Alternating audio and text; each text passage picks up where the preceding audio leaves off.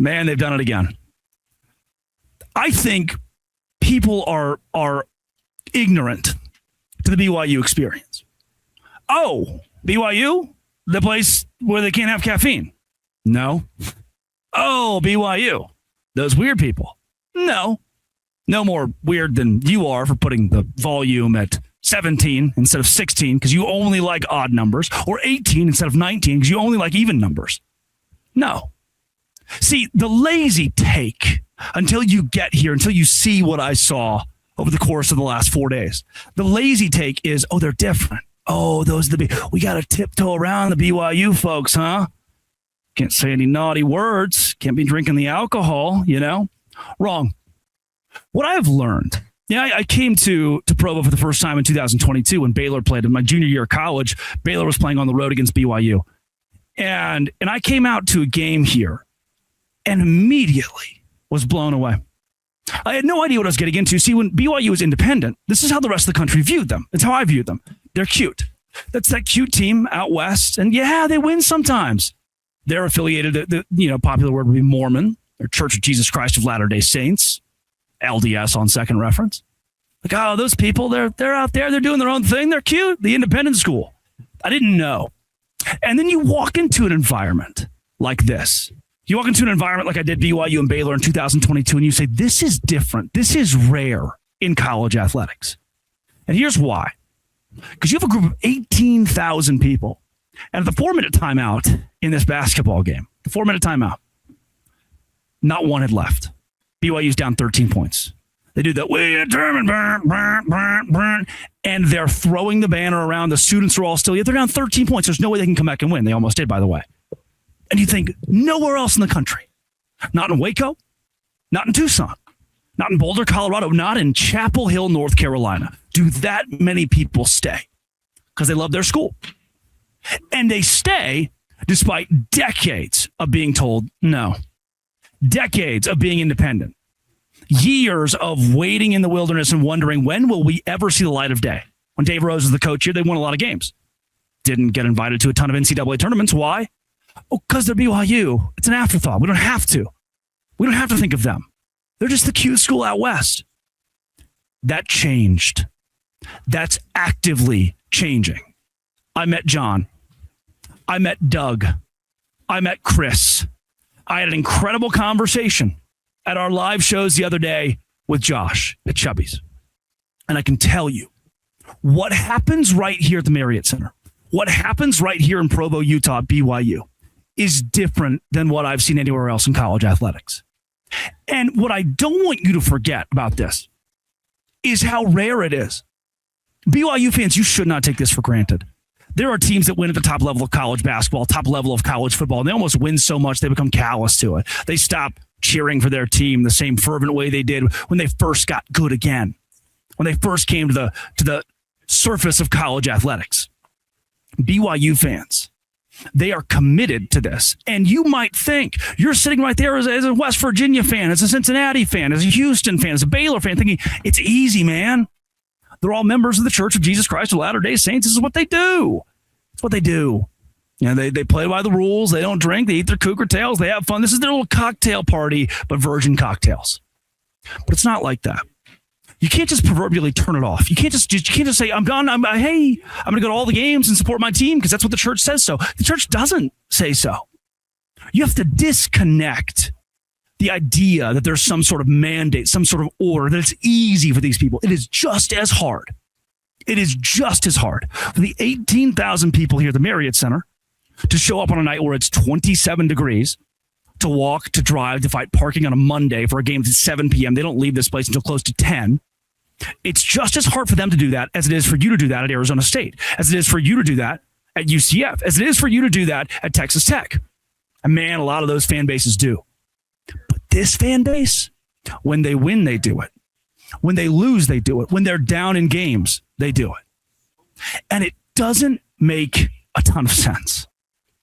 The way that we try to reckon it in our brain is it's the church thing. Of course they do this. Of course they have to. They're all friends. It's easy for them, but it's not. I stayed this weekend at the new Inn at Sundance. You would be shocked. I was shocked to find out how many BYU fans, even, Utah fans, Arizona fans, did not know what sits here in the Utah Valley. I've had an incredible relationship. Chad Linebaugh, Nick Como at Sundance, the president and GM, the director of marketing. Those guys have been incredible to me and inviting me out. And one of the big reasons why is it is a hidden gem. I go, yeah, Sundance, the TV network and the film festival. No, Sundance, the ski resort. Like I'm in my ski coat right now.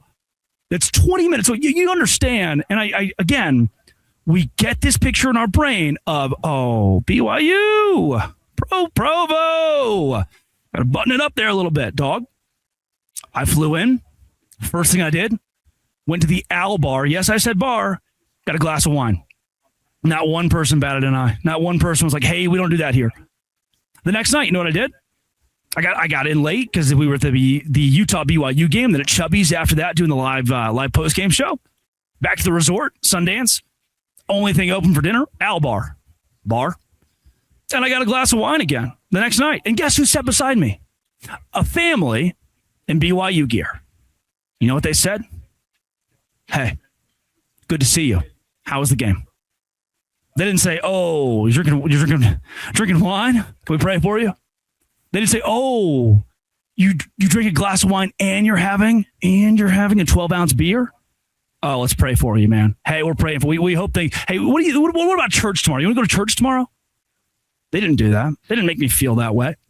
That's not what these people are about. It's not what these people do. It's not how they make you feel. They don't make you feel ostracized because you're not a part of the community. They don't make you feel like I'm not looking at the student section of 8,000 kids thinking, weird. What I'm thinking is I wish the rest of the country had that. I wish the rest of the country had this communal effervescence. What's beautiful is it doesn't even have to do with the church a lot of the time. The way they root for the school, the way they root for their teams. Chad Linebaugh. Hey, he told me, like, hey, man, I have those, like, that's what drew me to BYU was the church, the faith aspect. Come to Sundance, come stay, come hang out. Go to BYU against Utah. Go to BYU against Arizona. Feel that atmosphere. Feel the experience. I love BYU. Nick Como, who does marketing for Sundance, not a BYU guy. His wife went to Utah. Lived in Salt Lake for a long time, from New York. He's like, hey, man, admittedly, I'm not a BYU guy. I didn't fall in love with BYU because of the church. There's the religious aspect of BYU that makes me like, oh, yeah, gung-ho. But he loves the way the people at BYU love each other. And in that, transitive property of that, he's shown that to me. Chad and Nick have given that to me at Sundance Resort. And I would recommend for anybody, if you're coming to Provo, if you're going on your honeymoon, if you just want to stay for a night, if you're from Provo and want to escape from the kids, if you're from UCF, Baylor, Utah, if you're from Arizona, Colorado, Cincinnati, Texas Tech, TCU, Sundance is the place to stay. The brand new inn is incredible. Incredible.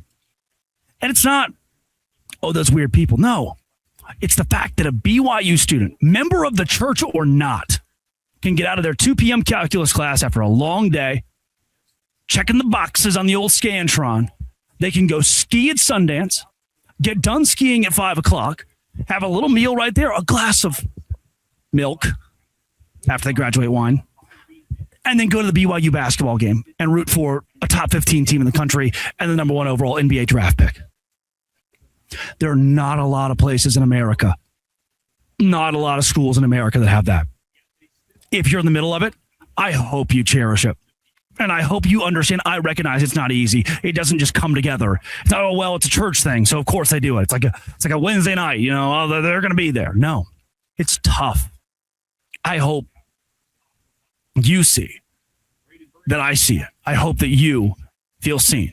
And if you haven't been here, if you haven't experienced it, you're thinking, oh, here this guy goes again about BYU. Well, they win. So it's a reason you talk about them a lot. But they have that. They have that. And if your thought is this guy keeps talking about BYU, then show up one time. One time, just see what I got to see the last 4 days. Because it doesn't happen in a lot of places. It's different right here. And it doesn't have to be. It's not easy. It's different because the people make it different. John, it was great to meet you. Doug, it was great to meet you. Cherry, it was great to meet you. Daryl, unbelievable.